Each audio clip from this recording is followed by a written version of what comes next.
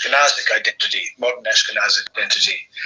And it started, I've written previous books on medicine and on the way Jews were represented in race. And so I've always been in race science and race thinking and in medicine. And so I've always been interested in the way the Jewish body and Jewish appearance has been represented and depicted by both non-Jews but also by Jews.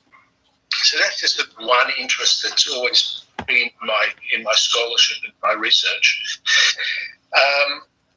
But as you can hear, I have an accent. And so when I came to the United States many, many years ago, and I started attending seders at people's places, I would notice this sort of in the 1980s. I would notice they would be serving, when I came to Seder, they would be serving some kind of Sephardic charoset or something like that. Mm-hmm. And people would make a very big deal with this. We were having Iraqi this year, or at another person's place we're having Moroccan or something like that.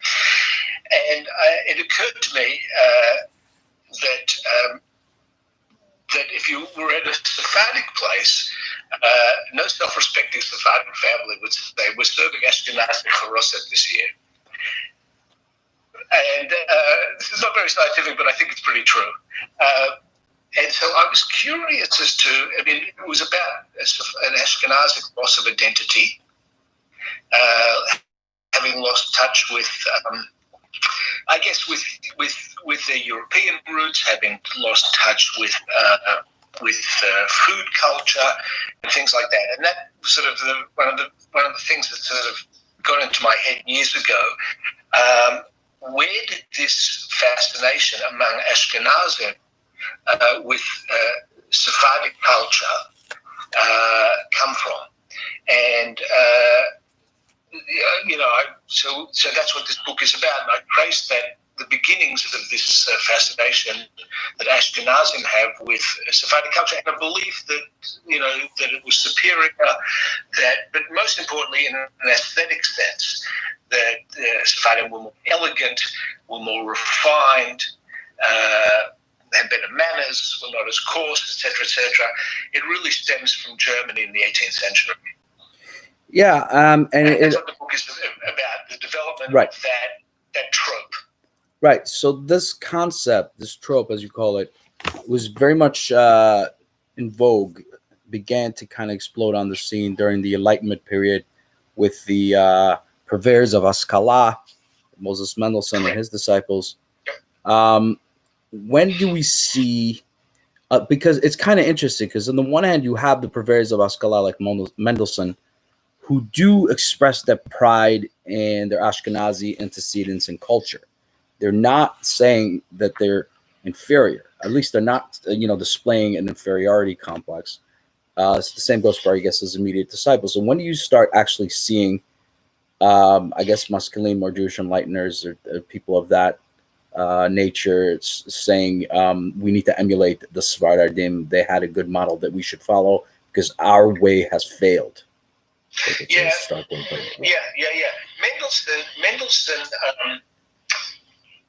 Mendelssohn was not a purveyor of a sense of Sephardic superiority, so he was a little bit unusual in that sense.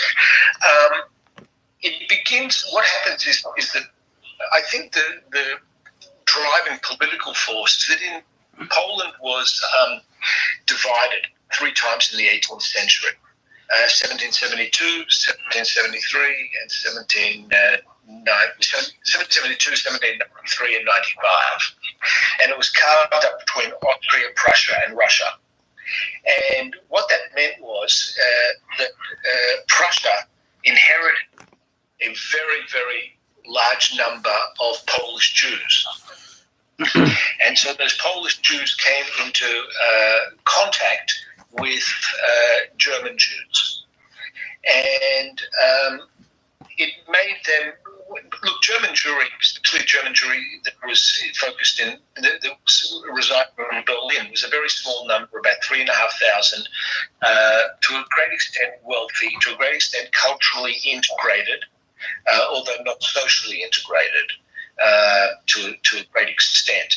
And this very large number of Polish Jews that come in contact with German Jews, in particular upper crust German Jews, leads to an evaluation and a fear that the presence of these Polish Jews could set back the whole process of emancipation and integration and acculturation. And so there becomes a concerted effort to not emulate the Sephardi. I mean, German Jewry didn't want to be anything else except German Jews. It wasn't like they were going to try and pretend to be Sephardic Jews, but they saw in Sephardic Jewry a model of integration through the way they perceived Sephardic Jewry, which was itself a distortion. That Sephardic Jewry itself helped perpetuate, and Ashkenazim. So, I mean, it was as if every Sephardic Jew, from the Golden Age, from between 900 and 1100, as it was if every Sephardic Jew was a Hebrew grammarian or a courtier or a doctor. Well, that's not obviously, a great rabbi or a biblical exegete. That's obviously not the case. Most of them, like everyone in the Middle Ages, were illiterate, but they did have some, really stellar figures. And so that image of Sephardic Jewry, which is a very small intellectual elite, became a stand-in for all Sephardic Jews. And so, and by the 18th and 19th century, it was incredibly strong. It was the German Jews that members of the group called the Wissenschaft des Judentums, which was the academic study of Judaism, basically those who invented essentially modern Jewish studies. They were the ones who created this image of Sephardic Jewish, superiority in some respects, cultural superiority. And it had a very, very long lifespan. I think to some extent it's still with us. There are very few historical theories from 150 years ago that are still extant, but they created a very, very powerful narrative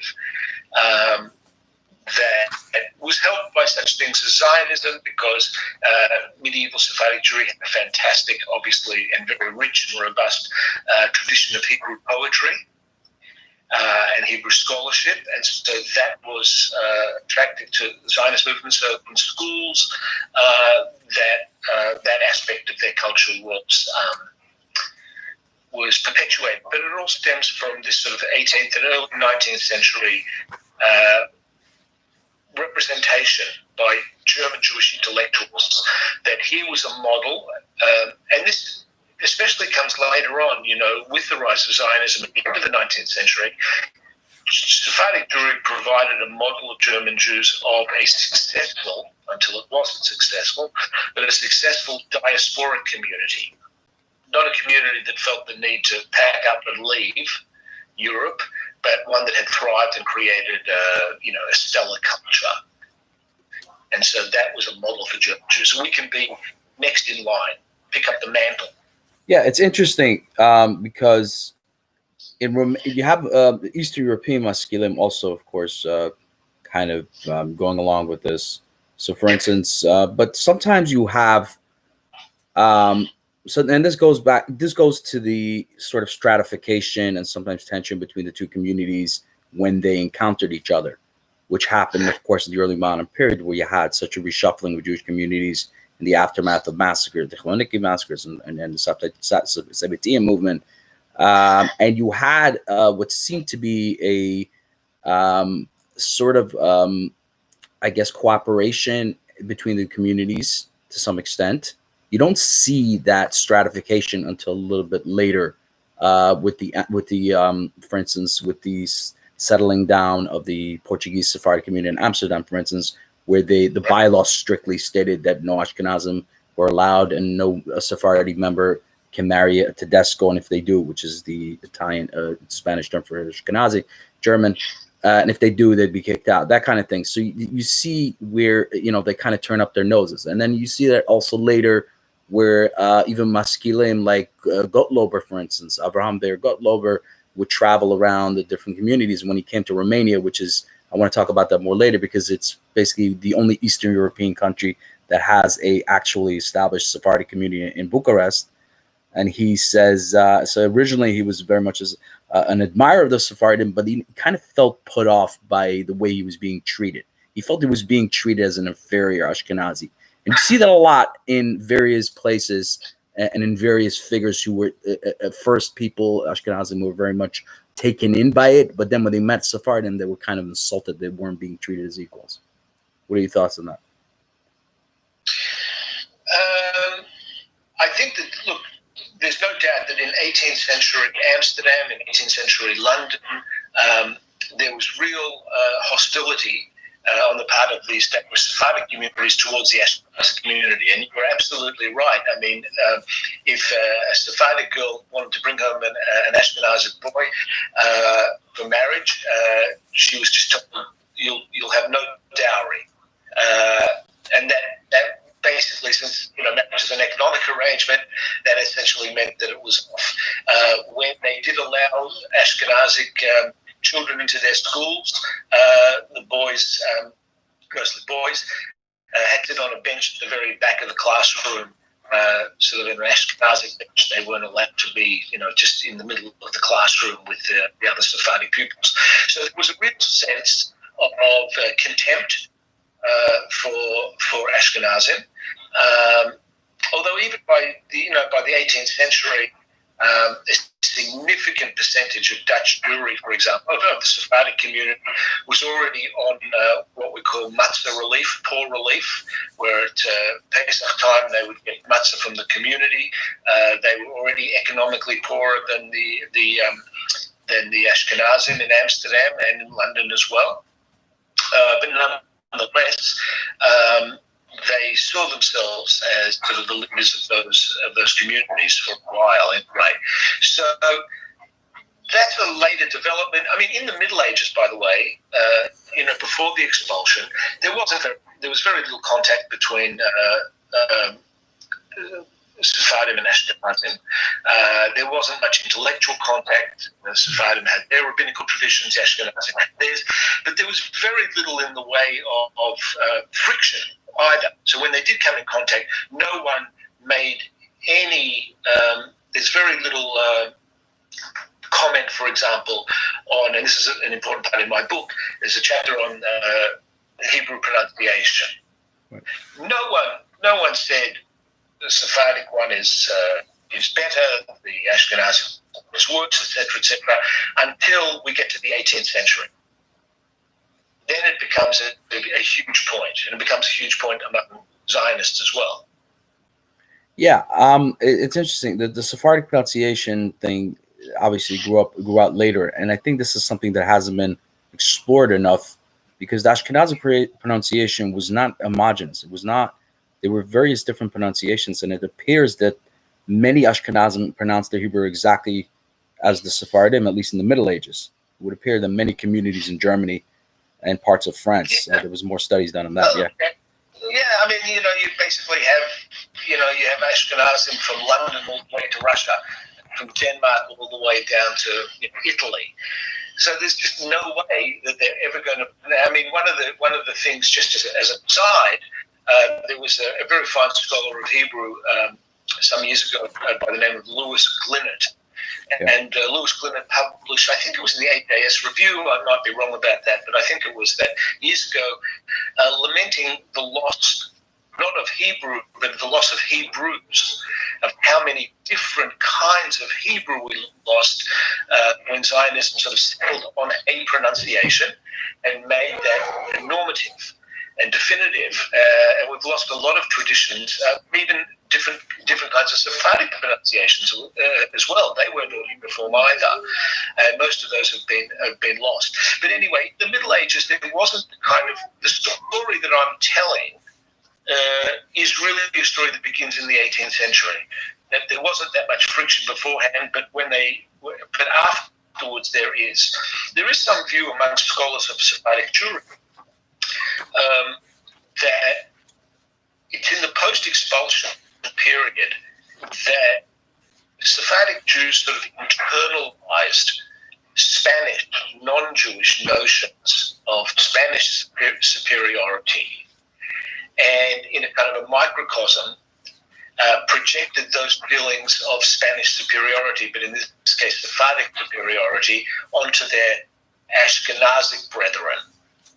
And so that's where we see things like, exclusion in communities, different, refusal to allow burials of Ashkenazim in Sephardic cemeteries, and a general sense of Sephardic superiority. And that's a very interesting idea that they may have internalized, the very thing that led to them being kicked out of Spain to begin with. But, highly ironic, exactly. But it's often the case where, more often than not, where Jews internalize notions of their host nations about them, and sometimes turn it around on its head. Exactly, and it may also be, just to get back to something I mentioned just before, Joel, and that is the possibility that this comes about at a time when the power and authority and just the socioeconomic status of Sephardic Jewry is in decline in places like London and Amsterdam and Hamburg vis-a-vis the Ashkenazim, and who were demographically greater already by the 18th century and in socioeconomic, better shape socioeconomically. So that may also be tied to a sense of, their own decline, as it were. Right. Let me talk about we focus a lot on that in the book, and this is something that I've spent a lot of time researching. Many years ago, I came across a little booklet in the New York Public Library in Manhattan where this a Lithuanian Jew, Shlomo Katsav, wrote a list of families. The name of the booklet is called HaSephardim Asher Be'eretz Lita, the Sephardic Jews of Lithuania. Which, really? Yeah. And it's not a book. It was a booklet that someone typed up. Shlomo Katsav was a scholar, not very well known, but he was a scholar of Lithuanian origin. And he actually had a full list. And it really intrigued me, which kind of set me down on the road of discovering whether there were actually Sephardic Jews in places that it would be very unlikely to find them, like Poland, Russia, Lithuania, Hungary, Romania, and places like that. And as you pointed out in the book and also in private correspondence that we had, you mentioned that you were surprised how many normative Ashkenazic Jews claim to have Sephardic antecedents or be of Sephardic descent. They came from Spain and they ended up in Russia or Germany. There's always an interesting story there. And you are very dismissive of most, if not all, of these narratives. Am I right in that, or am I a little bit Well, I just think it's curious that I've never heard anyone boast by saying, my family originated in Eastern Europe. Right. Poland. I've never heard anyone say that. Right. And I doubt that you have either. No. So there's a pattern here. It's not to say that there were, even it's suggested, and I don't know that it's necessarily true, that the great Yiddish author Peretz, so Labish Peretz, right? Perhaps Perez. I don't know that that's necessarily true, but there were Sephardic Jews in Eastern Europe, but they very quickly moved into communities. I mean, in the 18th century already, Polish Jewry was about 750,000 strong. It was gigantic. It was sort of, just demographically, there was nothing to compete with it. So when Sephardi moved into if they came to Poland, they were very quickly, Ashkenazized, as it were. They adopted Ashkenaz. So it's not to say that there weren't Sephardic Jews, but we have no idea. Well, Herzl made that claim. There was a famous author in Germany in the 1920s by the name of Jakob Wassermann. Jakob Wassermann, wrote a book called My Life, a German and Jew. Mm-hmm. Came out in the 20s. All right. Mm-hmm. In the very beginning, his family is from a town in southern Germany called Fürth, and Fürth was where Henry Kissinger was from. It was a very important little trading town, and with a substantial Jewish community. You can still go to Fürth today and still see 19th century places where the mezuzahs were on the doors. So it was a real, important rural Jewish community in Germany. His family is from Fürth. He makes a case in this My Life as German and Jew, with the preface that half of his family, he's quite sure, came from Spain after being expelled. Absolutely I mean, there's no way to prove it. It didn't happen, but it's highly unlikely. But this claim is a very, very common one, and that intrigues me. I find that fascinating that these Ashkenazi feel the need to establish their bona fides or their credentials, as if Ashkenazic Jewry in its millions and everything that it created as this rich, robust culture is not enough. Okay. It's insufficient. Right. So that's definitely one thing that kind of gets people's goat, I guess, on both sides. I say this because I find that every time I mention an Ashkenazi person who claims Sephardic descent, and I'll mention a couple of more examples of that, it gets people going on both sides. It gets, especially I find that Sephardic Jews, Western Sephardic Jews, like Rafe Malhado, who runs one of these Sephardic groups on Facebook. So I posted something recently about a person that I don't know if you've heard of it, Samuel Jacob Haim Falk, who was known as the Baal Shem of London. His portrait is often mistaken as that of the Baal Shem Tov. And he apparently was a Sephardic Jew, at least his father was, but he did come from Poland. He was apparently born in Podaice, which was Ukraine, now Poland. He signed his name Laniado. He also pronounces Hebrew and Sephardic. In his diary, he recorded Ben Rafael Sephardi, and then mentions him as Ben Rafael Sephardi. I mean, it seems pretty clear he was of Sephardic parentage, yet obviously he was acculturated within the Ashkenazi society. He loved Kugel, for instance. He used Yiddish words. So he was kind of somewhere in between, but he was, I guess you can still call someone like that who still retains the cultural aspects of his heritage, a sort of hybrid Sephardi Ashkenazi. Unlike, let's say, Yitzhak Leibush Peretz, who his family did claim descent from the Jews who settled in Zamosh, the Sephardi Jews in Zamosh. But he is a Yiddish literary hero. I mean, it's ironic. But again, there are some like Samuel Niger and Yivo Annual calls him a Sephardic Ashkenazi Jew, and he marvels at that. So I think there's a difference there. Okay, if you want to say that Peretz, his Sephardiness has already been diluted over so many years. Okay, but here's a guy who is in the early 1700s, and he still retains some of that Sephardiness because he still obviously practices some of that. So when do you when do you make that call? Like, no, this guy's not. It arouses passions on both sides. And when I said that Peretz may have had Sephardi parentage, I had Israelis attacking me for that, saying that Peretz is not a Sephardic name. It has nothing to do with the Sephardi Peretz family. Peretz means pepper in Russian or something like that. They came up with all kinds of theories. And on the other hand, when I said, for instance, that Falk was Sephardic, they said, no, he wasn't. Oh, you have these proofs. Doesn't mean anything. Doesn't make him Sephardic. He was completely Ashkenazi just because he had some Sephardic heritage. Many Ashkenazim have Sephardic heritage.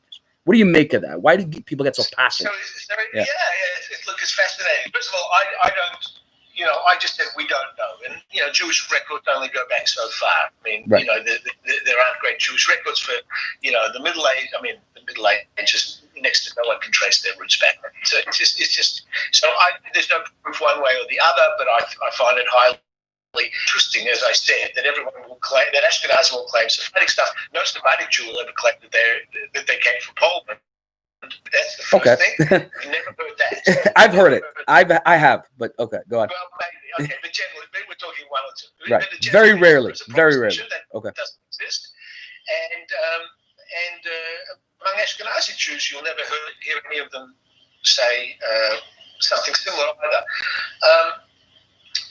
So I'm not making. I don't want to make the judgment. I'm interested in the phenomenon, the fact that it's even said or it's felt necessary to be said. As far as Sephardic Jews who would take umbrage and say, Peretz is not Sephardic or Herzl's not Sephardic or something like that, or whatever, that I think is really an expression, and they may not even be aware of it today, because they're saying it today to you, of this notion of the Sephardi Tahor, the pure Sephardi, which is actually a kind of a quasi-biological notion.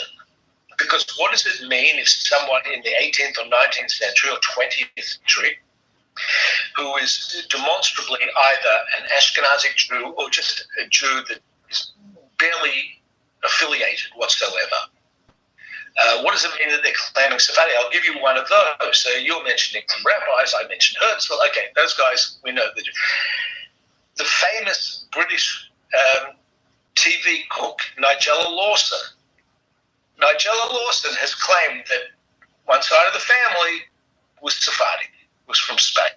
Mm-hmm.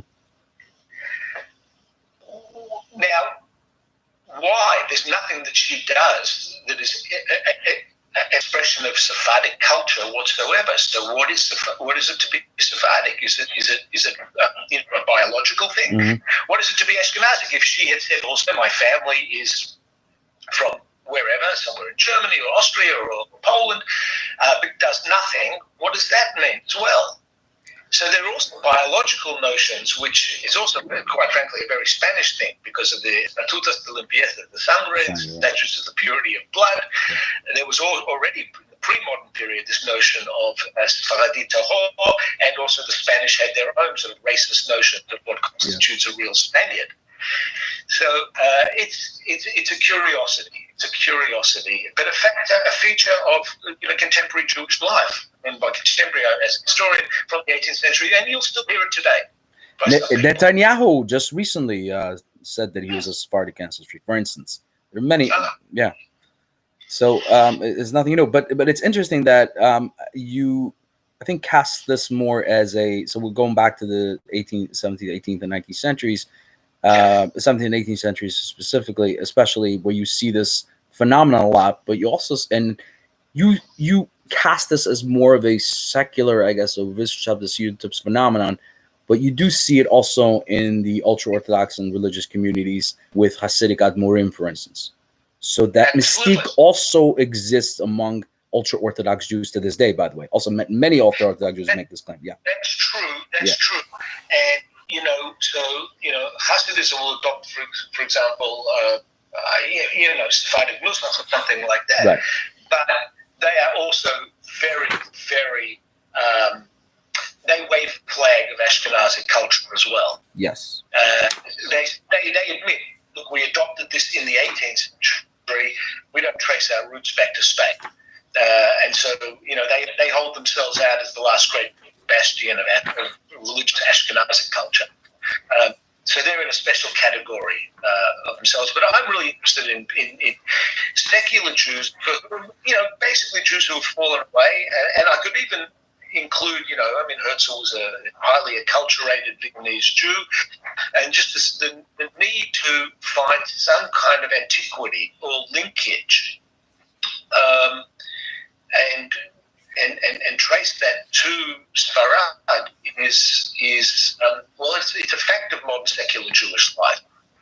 It gives you something that you've lost. It gives you an identity. It gives you, as I said before, some sort of Jewish bona fides. Yeah, I guess definitely people are looking for that. I mean, there's all types of groups out there, and one of the groups it's called Sephardic Jews of Poland, and you have a lot of people coming in and saying they have a tradition of Sephardic descent, and what they're looking for, a lot of people in 20th and 21st century, but there's always been the case, but I guess you have a lot of people who feel alienated, unmoored, looking for an identity. And maybe in some cases, and maybe in many cases, when they say that they have this tradition, maybe it's not completely bogus. Maybe it is based on facts. For instance, there was a family in Belarus and Lithuania and Latvia called the Don Yachya or Don Yachya family. I don't know if you've ever come across them. As early as the 1920s, well, we have documentation going back, but they were known in Yiddish as the Sephardische family in Latvia. That's what they called themselves, and that's what they were known as. It's just a fascinating phenomenon because, I mean, Don Yachya is definitely not a name that came out of Germany or France or Ashkenaz. Exactly. So, yeah. So just to get back to the book for just a moment. Sure. This allure of the Sephardi, which is what the title of the book is, this allure manifests in all sorts of ways. And so it manifests itself in terms of a belief in the correctness of Sephardic pronunciation of Hebrew, or chapters on sort of bodily comportment. Yeah. There's a chapter on synagogue architecture. Yeah. in a whole host of ways. Literature, Yes. Popular novels. The very first secular novel in German appeared in Jewish novel appeared in Germany in 1837, and it's called The Marranos. Yeah. And had all these sort of highly melodramatic, page-turning, serialized novels that appeared in Jewish newspapers in Germany, and every week people would get their Jewish newspaper for the weekend on Erev Shabbos, and they would read it over the weekend. And these page-turning novels were all about not them. They were not reflected in it, but these tales, epic tales of Sephardic Jews during the Middle Ages. So in literature, in architecture, in language, in appearance, all these different topics, you see this phenomenon we're talking about, this desire to connect, this desire to adulate. So what do you say about people today who have this tradition and are looking to reconnect or looking to adopt the Sephardic culture? I mean, can an Ashkenazi Jew, this is actually fun, a rabbinic response, an Ashkenazi Jew who is not religious and is not affiliated with any specific community, perhaps his parents came from Russia or Poland, and he wants to connect, he feels more of a connection to the Sephardic community, he wants to be a member and call himself Sephardic for all intents and purposes. Do you see that as a legitimate thing at all? Oh, look, you can call yourself whatever you like. It doesn't necessarily make it so. Right. So I'm not a policeman. I'm not here to police who's Jewish. I just wonder what your thoughts on that is. Some people have nothing but derision for some people like that. But if Sephardic is a way of life and a culture, people join all kinds of movements and cultures and become acculturated into that movement. And that, to some extent, that happened throughout history, where people became Sephardic and they weren't. And it worked the other way. That is to say, those Sephardim who went to Eastern Europe, and there were Sephardic Jews in Poland, in Zamość, for example, and let's just say 100% indisputable that parents had come from a Sephardic background. Yes. He became the great Zayda of Yiddish literature. So yes, you can become something else. Of course, you can absolutely become something else. Okay. Absolutely. But it's a different time. I mean, that world is no longer that sort of European Jewish world is no more.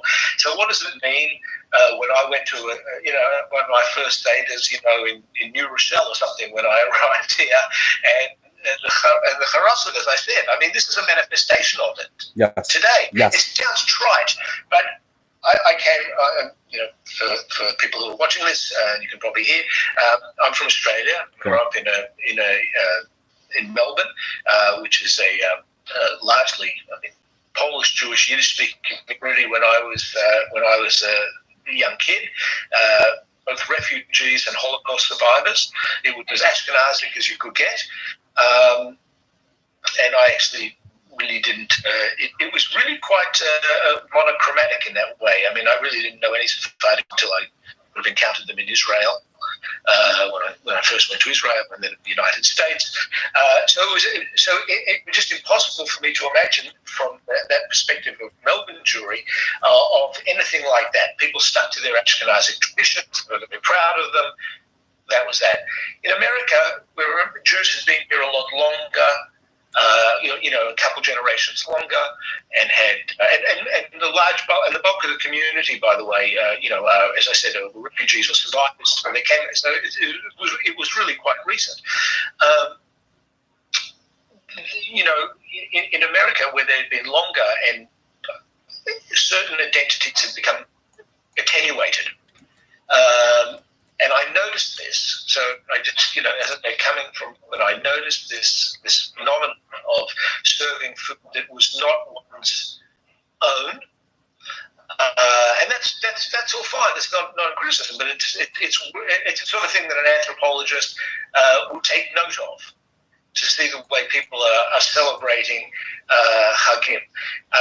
And this was the celebration, and food is a central element of Jewish holidays in general, but the Seder night in particular, and the introduction of foods that are clearly demonstrably not of their own, from the well of their own culture. it has something to do with distance. It has, and in the 18th century, I said it was also distance. What happened is that you have this encounter between Polish Jews, thanks to the partitions, and in fact Germany inherits, a couple 100,000 Jews in Prussia. You have this encounter between sort of upper class German Jews in Berlin, and then you have these Prussian Jews that they are now responsible for. And one way they wanted to they didn't want to be mistaken for them. They didn't want to be lumped in together. And so what they tried to do, and what German Jewry actually did do as a result, in part, of this attraction to Sephardic culture, which did not entail emulating Sephardic culture, but emulating the idea of Sephardic culture, that is to say, the way one should comport oneself. Literally, physically, deportment and bearing and things like that. It all came about as a result of a desire to distance oneself from the great mass of Polish Jewry, who were different. And in the process, over the course from the 18th century on, German Jewry ended up creating an entirely new expression of Ashkenazi culture.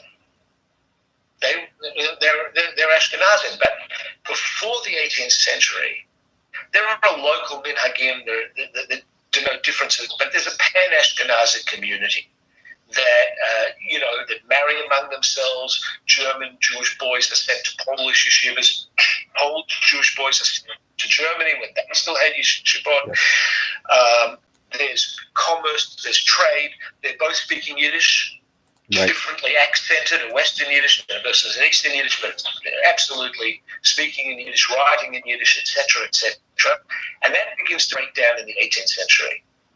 And one contributing factor, or one aspect of the breakdown, let me put it this way. There are two major aspects of the breakdown. One, the advent of Hasidism does not cross the border for the most part into Germany.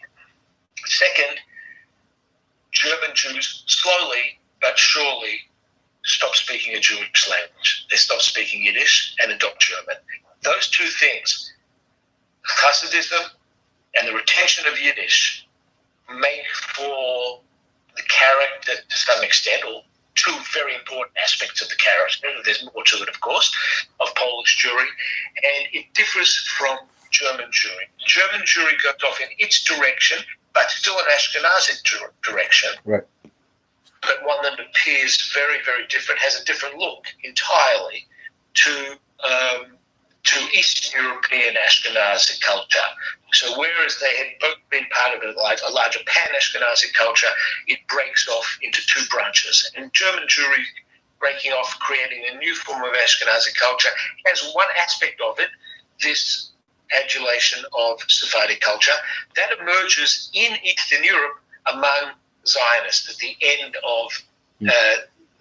of the 19th century, and it takes on a slightly different form. They're less concerned with appearance. They're more concerned with maybe Hebrew pronunciation when they get to Eretz Israel. But there is some of it there, but for the most part, it's really a German phenomenon, and it plays a very big role in making German Jewry as we sort of think about it, as we think of it. Right. It becomes like transmogrified in the sense that you already see German, the German-Polish split, so to speak, in generalities, where the Germans look down now on the Polish Jews, and Polish Jews mock the German Jews. There's a good book out by Adam Teller called "Rescue the Surviving Soul," which I just read recently, where he kind of looks into primary sources of Jews during the Khmelnytsky massacres who fled to Germany, who were treated maybe less than the way they wanted to be treated. They felt the Germans were cheap. They didn't treat them as nicely as the Poles treated the German Jews who had fled to Poland during the 30 Years' Wars massacres. There's a lot of interesting... Yeah, go ahead.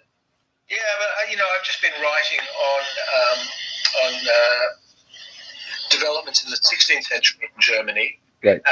After the series of expulsions after the Black Death, and these expulsions went on for a couple of 100 years, and German Jewry was really weakened. There were very few institutions, and Polish Jewry really took over. And one of the measures of it is with Israel is mapa to the Shulchan Aruch, okay? Yes. And some German rabbis were very upset with Israelis insofar as they felt that their traditions, their minhagim, were being lost. Yes. And the big kahuna now was Polish Jewry. And while he did and I'm writing actually a book on meat at the moment in German Jewish culture. And while meat? meat, MEAT. MEAT. I'm looking forward to reading that. Go on. Yeah, so I'll tell you a little bit about it. But in those sections of your Dea, where he's talking about Israel is talking about Shechita, he does make reference to Yaakov Weil, who was a very important rabbi, 15th century rabbi, who wrote a book on Shechita, which is in fact is still in print and is still sort of a basis for those sorts of practices. It is also true that Israelis tried to sort of universalize Polish Jewish culture as being the dominant form. And so what it really means is that there was a transition where Ashkenaz, by the way, and just in case people are unaware, I'm sure most people on your channel do know, but just in case, in the Middle Ages, when we talk about Ashkenazim, we're really talking about German Jews. Yes. In the same way that when we talk about Sephardim, we're only really talking about Spain and the Iberian Peninsula. Ashkenaz was a place. Ashkenaz was Germany. Ashkenazim were German Jews. And then there was a difference between them and Polish Jews. Then it all became, once Polish Jewry, essentially, by the 16th century, certainly became the dominant force, and which only grew in demographically and in all sorts of ways. It was universalized, and Ashkenazim were both German Jews and Eastern European Jews. And so I think that so those German Jews, and in fact, in the wake of all the expulsions, German Jewry produced all these things that are called Minhagim Bücher, all of these books on the Minhagim that were being lost, actually. It was a salvage project to try and protect those things that were, and German Jewry was very, very divided and localized. There was no such thing as German Jewry per se, and they had all over the place. Even if you go to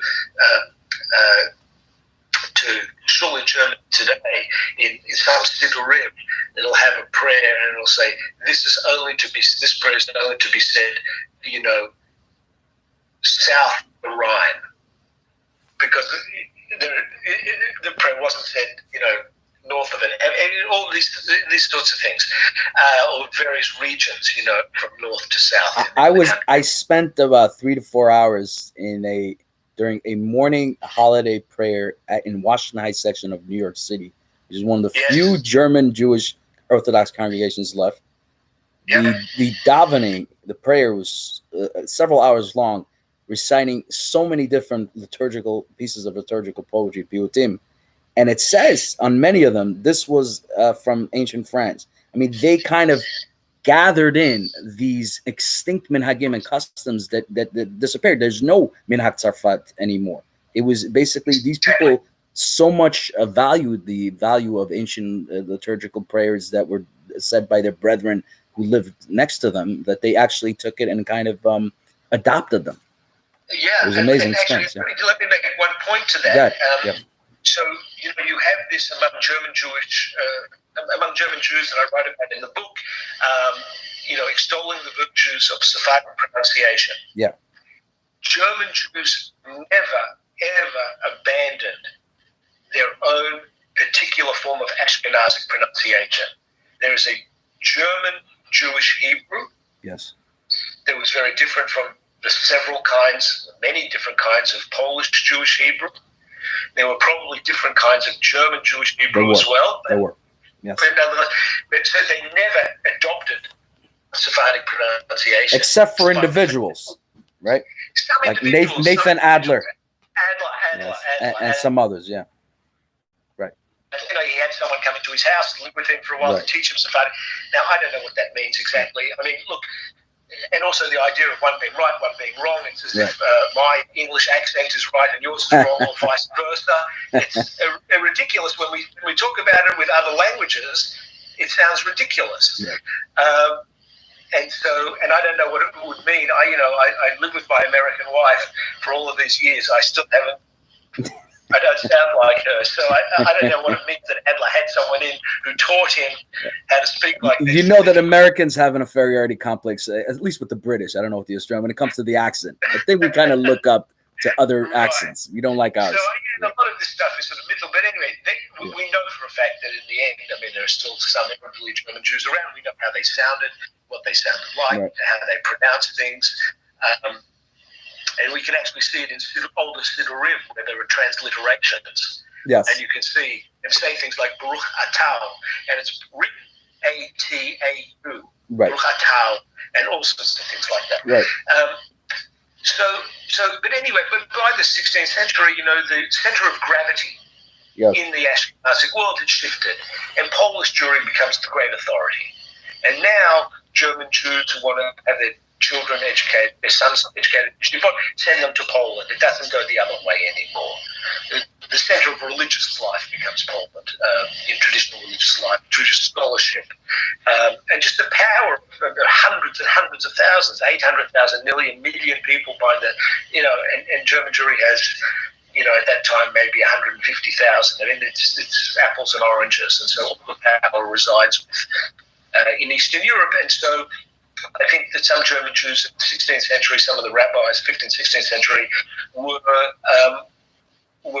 not justified in their fears that German Ashkenazi traditions, by Ashkenazi I mean German Jewish traditions, were being lost and were being superseded by the all-powerful Polish Jewish ritual traditions and customs.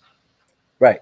So then you have, and Germany never kind of regains that, at least the Orthodox community never regains the luster, and it's right, yeshivot and none of that. Everything, the center of Ashkenazic life shifts to places like, especially Poland, Russia, Lithuania, the yeshiva world, and all that.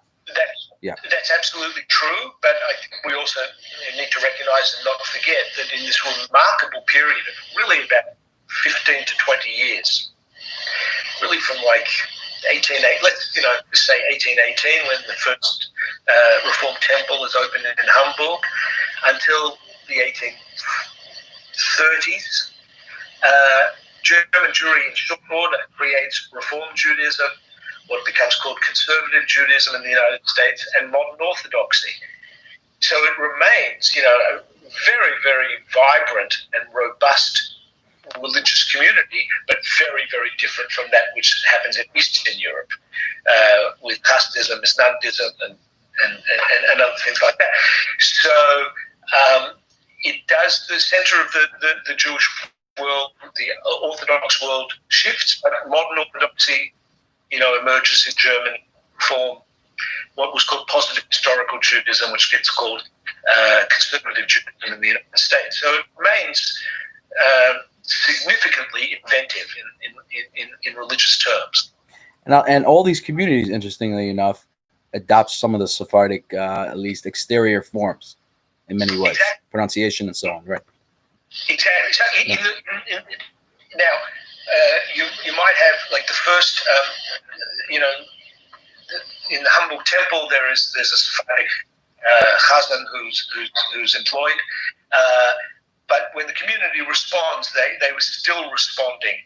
When the congregation responded, they were still responding to prayers in German Jewish Hebrew, right?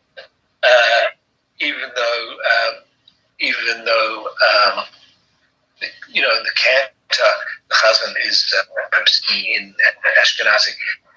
But then they actually went back later on as the course of the 19th century progressed. By the 20th century, they were back having an Ashkenazic, chazan in the temple there. Yeah, it's interesting because, as you said, with the advent of Zionism and the state of Israel, the rebirth of Hebrew, Ben Yehuda champions the Sephardic pronunciation of Hebrew. over the Ashkenazic. Many of the early Zionists didn't like this, and they actually continued. There were some outliers until recently. Someone told me he would only pronounce modern Hebrew with an Ashkenazic accent. It's kind of comical to hear, right? Well, we know that Bialik's poetry rhymes better, sounds better. Exactly. That's what Yehoash. Yeah, the Yiddish poet Yehoash, when he came to Rehovot, he said, it doesn't sound right to say this in the Sephardic Hebrew. Right. The meter is off. So you had a lot of that. By the way, I also want to ask you. Bialik also said, has a wonderful expression, I'll translate it for people, when he said, Meret Loshen Kodesh, aber Yiddish redt sich. I get it. You speak Hebrew, but Yiddish speaks itself. Right. You see the Yiddish oozing out of it. And it's natural. And so that's exactly what you said. Yehoash said it doesn't sound right. It doesn't sound right. And so the great Hebrew poet Bialik actually used Ashkenazi Hebrew. But it's so ironic because, you have the champions of the Sephardic culture today saying how their culture has been kind of, taken over and become extinct because of Ashkenazic, overbearing, and they forced all the Israelis of various different origins to kind of assimilate into Ashkenazic melting pot. You see that even with the prayer rite of Tzahal, for instance, the religious soldiers in Tzahal. There's a prayer book that kind of tried to combine the Ashkenazic and Sephardic rites into one book. And guess what? As is often the case, neither side are happy. Sephardic claim it's not Sephardic enough. Ashkenazi claim it's not Ashkenazi enough.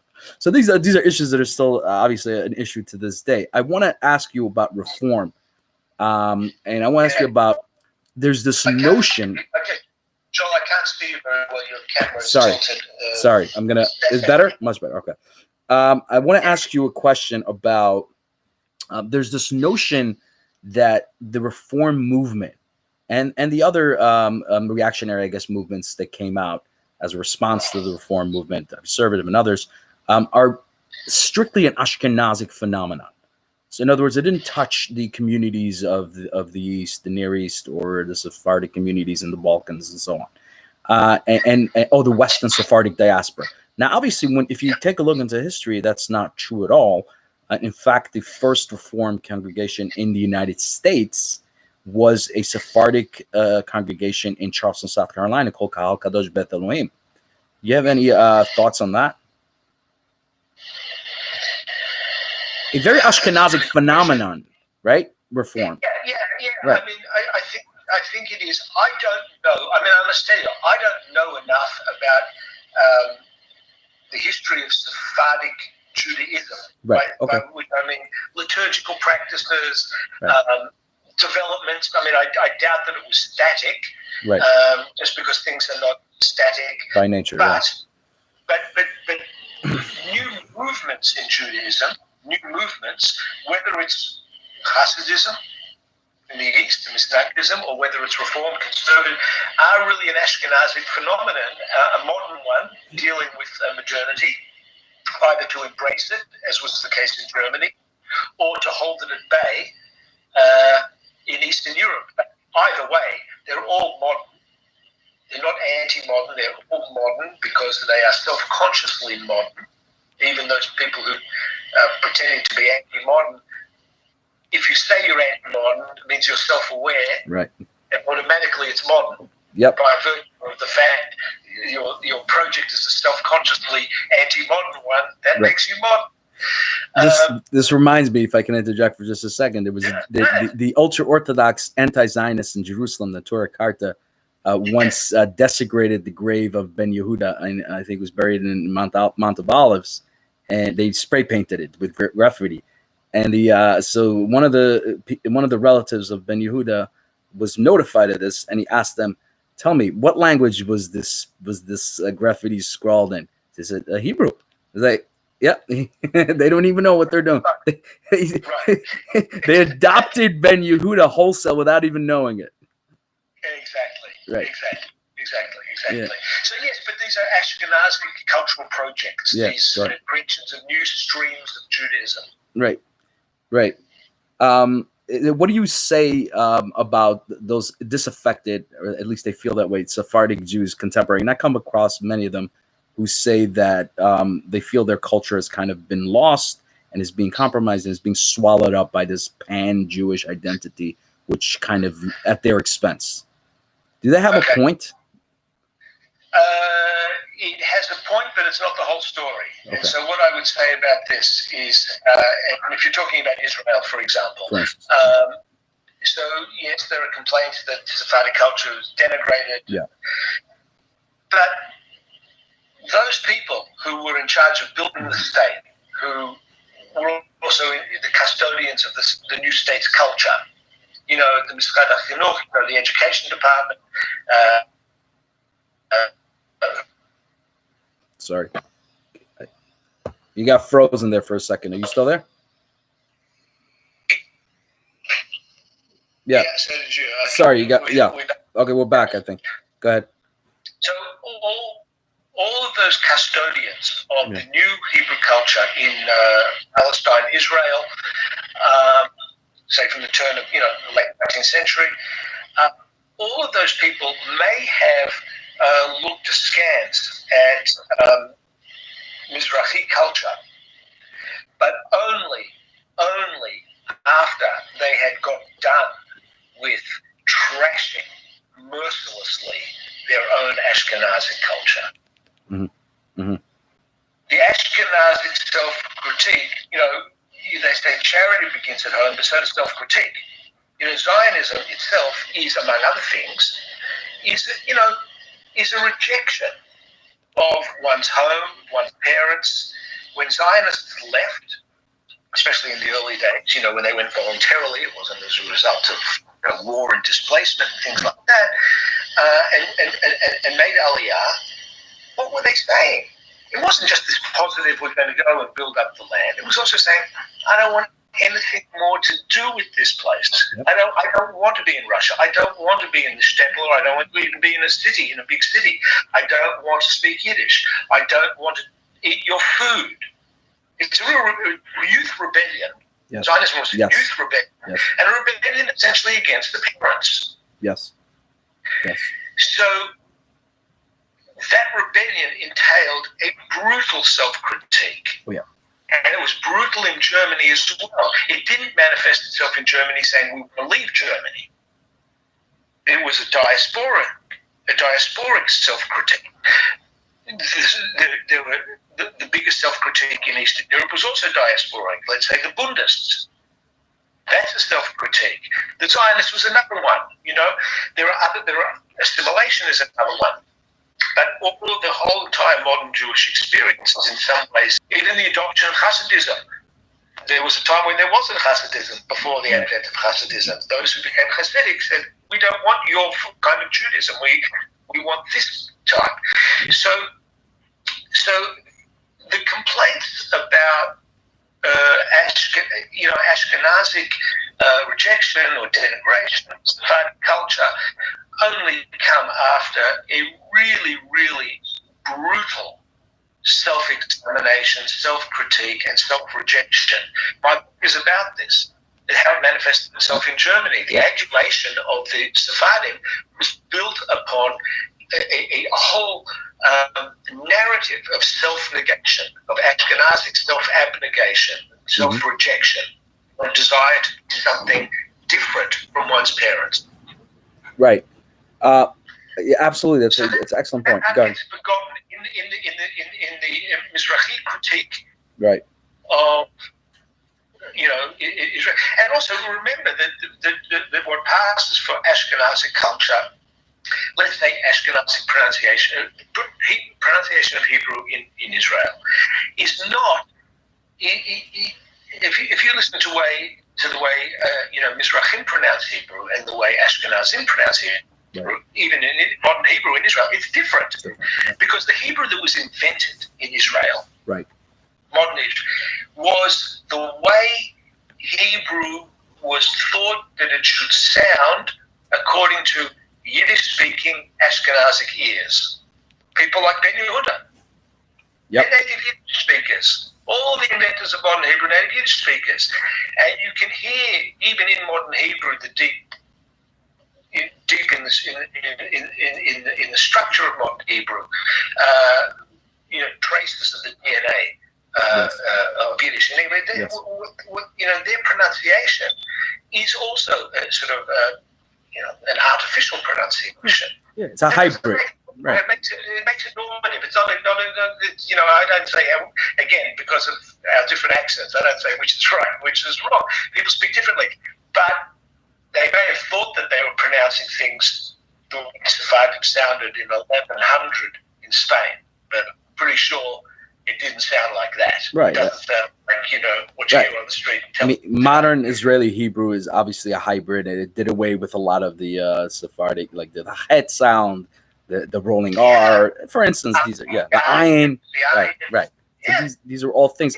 Maybe they made them too self-conscious. They didn't want to be too closely resembling their local Arab neighbors. It was kind of like an in-between. Right. Yeah. They also didn't want to adopt. I mean, there was nothing wrong with maintaining Ashkenazic pronunciation of Hebrew. That's what the majority of people who used Hebrew before the advent of the State of Israel, because the majority of people are in Eastern Europe, right, would have had Ashkenazi. So why not adopt Ashkenazi? Well, for them, because it sounded too much like Yiddish. Yeah. They didn't want to sound like Yiddish, but they also didn't want to sound too much like Arab, Arabic. Exactly. Yeah. So the point is that the Yiddish one was much more the rejection of the Ashkenazi pronunciation of Hebrew captured the boat very closely for these people as native Yiddish speakers, in a way that the other one, sort of more Arabic pronunciation is distant from them because it's not their culture. So anyway, I would just caution people who now that's very different from social policies. Just modern Israel, job opportunities, socioeconomic status, which we know is lower. Those things exist, and those are policies, social, cultural, political policies, economic policies of a modern state. I'm not talking about that, but when I'm talking about this so-called denigration of the culture, look, as I say, if they did denigrate it, it was only after they got done finishing trashing their own Ashkenazi culture. And look, one of the things is that Israel, I do believe that Israel had the resources and had the responsibility to do more to maintain and preserve Jewish languages. It did next to nothing to preserve Ladino, and certainly the biggest of them all, Yiddish. Mm-hmm. It did the exact opposite. With Yiddish, it banned it, yeah. With Yiddish in particular, because it was, Ben Gurion was a son of Yiddish. I mean, it just was. Absolutely. But that's what he spoke. But they had a responsibility to maintain Jewish languages. They didn't. We lost many different kinds of Jewish languages that have been in some way preserved, taught, and different kinds of Hebrew as well. Yes. Because modern nation states homogenize their languages. Right. Not just, it's not a Zionist thing, it's not a Jewish thing. They're, modern standard, Hochdeutsch, for example, or whether it's in France in the 19th century, or whether it was even England, where England they got, tried to get rid of Gaelic and Welsh and all these languages. Yes. It wasn't just an English-speaking place. But there was a concerted project. So Zionism as a nationalist project fits in with a very standard form of procedure of trying to create a singular language for a singular people. But we lost a lot. We did. In that. Absolutely. Let me ask you this, going back to what I said before. Do you think there's any value in doing an exhaustive, objective study of this phenomenon of Ashkenazim claiming Sephardic descent? Or do you think that's futile? And what are you talking about? No, I don't. No, I don't.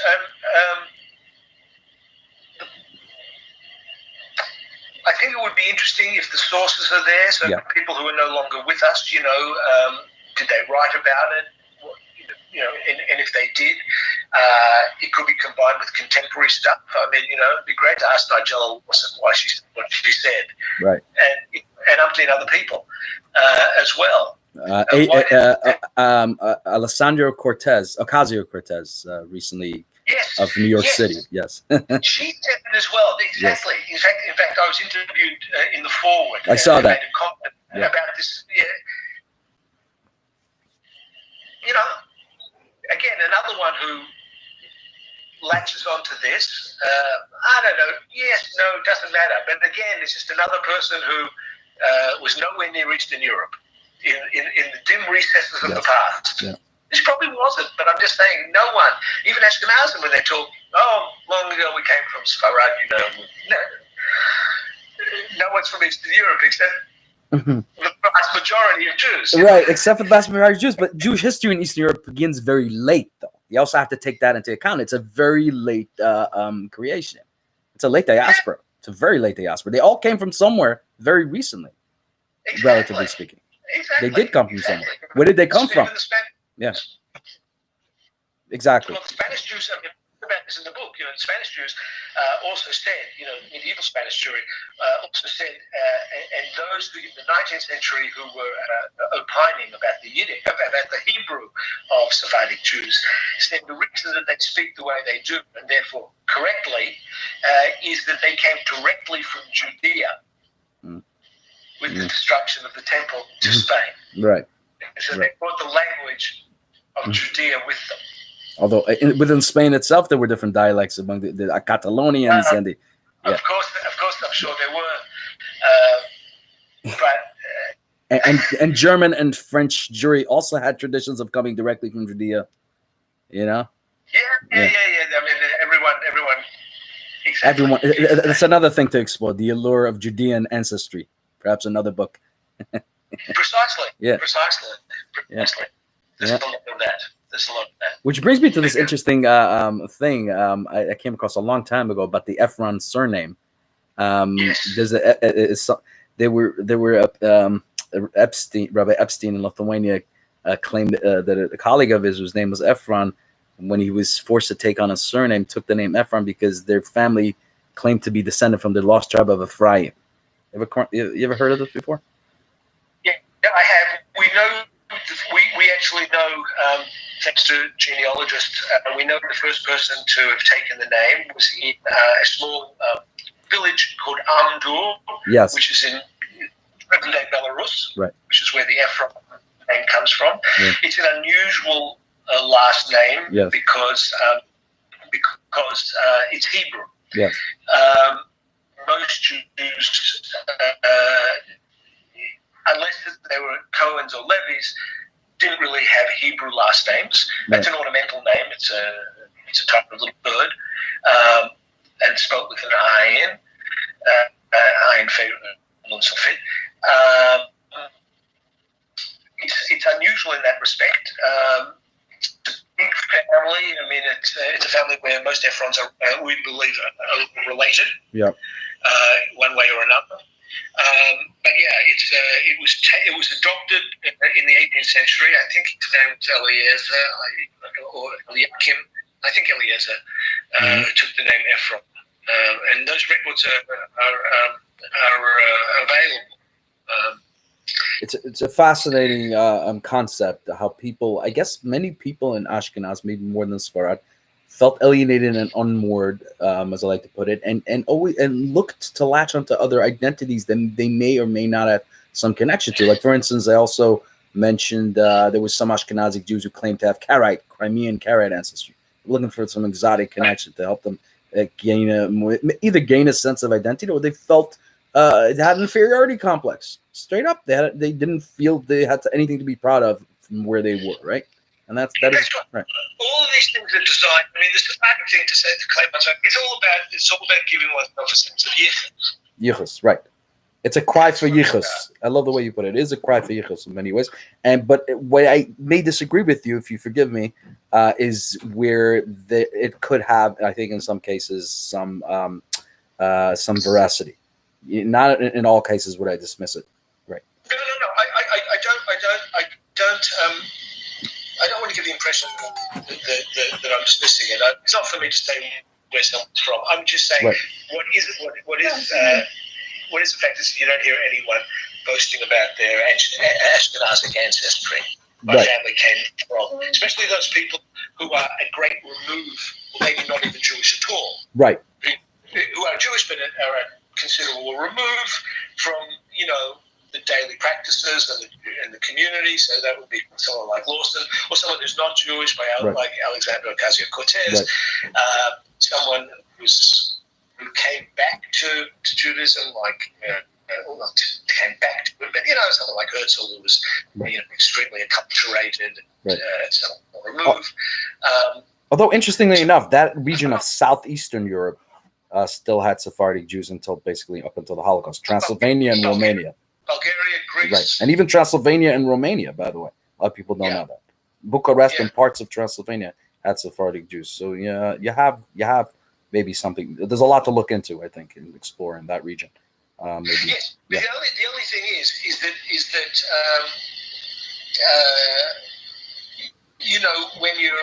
when you're in New York or something like that, and you're speaking with someone who is identifiably Ashkenazic, and they say that they are that their family was originally from Spain, and I just accept it. That's fine, but what does that mean? A sense of pride. They're not doing anything about it. The question is, what does it mean to be?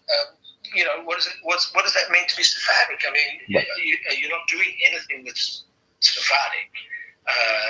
You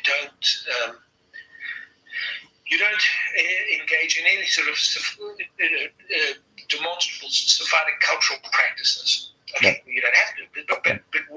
But you're the one who made the claim that your family is from Spain. Now back it up. Okay. Now what? That's right. So, that's a larger question. I think, a larger cultural question of what does it mean to be anything? What does it mean to be a Jew? I mean, that's already a huge question on the macro level. Right. Exactly. Right. I mean, and sub-ethnic identities. What does it mean to be Sephardi? What does it mean to be Ashkenazi, Romani, or Talki? I mean, all these Karaite for that matter. I mean, all these different sub-ethnic identities.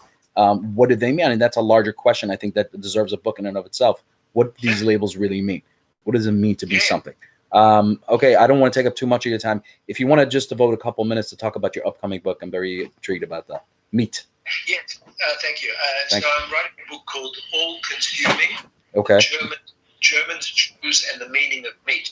Okay. And it's a cultural and social history of place of meat in German and German Jewish culture. And the fundamental premise is that meat, as an organizing principle, meat is the most visible and tangible kind of object of difference between Jews and non-Jews. And as I say, articles of faith, whether you believe in Jesus, they're invisible. I'm talking about, and there is nothing. There's other forms of, wine, for example, is not kosher, but there's nothing as loaded as meat. You have to kill something to get this. It has an entire history itself. And so that difference manifests itself in Germany in some particular ways, right? The difference between kosher and non-kosher is a universal one. But in Germany, it takes on certain dimensions from the Middle Ages on. And so I've just written, a chapter on meat markets in Middle Ages Germany, which are very, very interesting places, where there was considerable cooperation and with city rulers and princes and dukes and whatnot, trying to create the conditions where both Jewish and non-Jewish butchers are able to earn a living. So that's a story that I didn't expect. But that chapter follows on a chapter on the Judenzahl. And the Judenzahl, so the meat comes in many different forms. It's both symbolic, is it real? It can be artistic, it can be sculptural, as in the case of the Judenzahl. So at the same time that you have these extreme, obscene, extreme images of Jews and pigs, you have the social realm cooperation in the medieval marketplace. Germany moving ahead, looking at religion. And so I said it's a divide between Christians and Jews, but once, Reformed Jews begin to abandon kashrut, it becomes a dividing line among Jews as well. Meat becomes a tangible object of difference, not being able to eat together is a very big social move. And so I'm interested in, reforms, views of Kashrut, the response of modern orthodoxy, which we mentioned before, of their views. But also Germany has one other thing. This is a chapter on religion. I'm looking at 19th century Protestant biblical criticism and their views of temple sacrifice. Because after all, you don't take a zucchini to the temple. It's largely about meat. Not only there are other sacrificial items, but meat is at the center of sacrificial worship at the temple. And those Protestant biblical critics in the 19th century had a lot to say about Jewish forms of animal sacrifice. Germany becomes the first place to publish kosher cookbooks. So there's a domestic story to tell about this as well. I haven't written that chapter yet. And then Germany leads the charge in the 19th century among the animal rights societies to get rid of Shchita, which is a campaign that is not successful there, but it's successful in other parts of German-speaking Europe, like Switzerland. Then there'll be a chapter on, concluding with a chapter on the Nazis. And one of the interesting things sort of in the epilogue is that meat still plays an important role. So the attempts are now in Germany by animal rights societies not to get rid of shchita per se, because it's not terribly significant, but halal, which is because of the numbers involved. And so shchita gets absorbed into this debate and dispute. But one of the interesting things is where the Muslim communities and the Jewish communities in Germany don't really have very much to do with each other. They have locked arms and joined in protest. And so once again, we have the story of meat bringing these communities together vis-a-vis the authority of the state. That's fascinating. It's interesting. So do you explore... In a nutshell, that's what the book's about. I'm looking forward. When is that slated to be published? If you don't mind me asking. Slated to be written. Okay. I've written 3.5 chapters, so there's still I'm halfway. Really looking forward to that. It looks really interesting. Do you explore, by the way, at all the current day Temple Mount revivalists and their, for instance, the Korban Pesach, the Passover sacrifices every year? They arrest people for doing that. I want to bring back. That's another thing to look into. All right. Thank you so much, Dr. Efron, for your time. To talk with you. Absolutely. It's a fascinating subject. I hope to interview you again for your upcoming book, and stay safe. Thank you so much. Dr. John Efron, professor at UC Berkeley, author of German Jewry and the Allure of the Sephardic, as well as many other publications. Have a great day. Thank you so much. Thank you very much. You too. Bye-bye. Yeah, I need an outlet. Okay. You can use this. Give me another one. You took my outlet. Please come now. Did you see my LMS? Okay, I was still shooting. That's